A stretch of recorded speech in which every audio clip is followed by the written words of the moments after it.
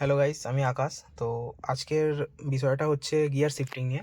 তো যারা যারা ম্যানুয়াল ট্রান্সমিশনের গাড়ি চালাও তাদের এই জিনিসটা খুব জেনে রাখা দরকার।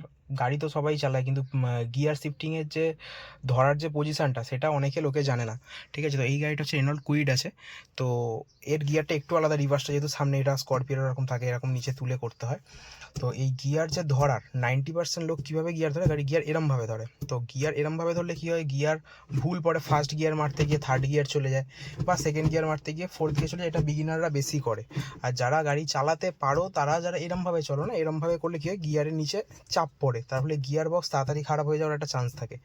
তো তার ফলে গিয়ার ধরার যে প্রপার নিয়ম আর সহজ নিয়ম, যেটা হচ্ছে সব থেকে সহজ, গিয়ার কোনোদিন শক্ত হাতে বা বেশি গায়ে জোর দিয়ে লাভ নেই, এটা দুটো আঙুলের কাজ। ঠিক আছে, তো যারা যারা সহজ নিয়মটা জানো না তারা জিনিসটা দেখে নাও, তার গাড়ির জন্য বেটার হবে। আর বিগিনাররা দেখে নিলে তাদের গিয়ার শিফটিংটাও বেটার হবে।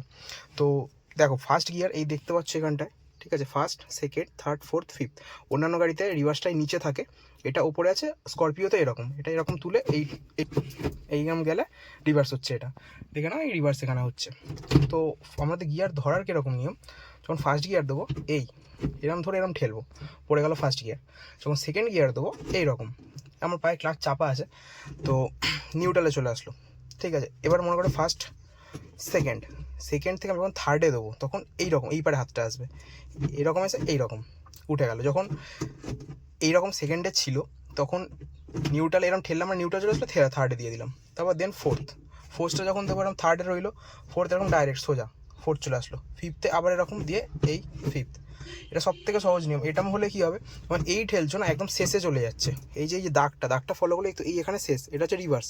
এই এখানে চলে আসছে, একদম ঠেললাম মানে এখানে চলে আসলো, এই যখন চলে আসলো এই।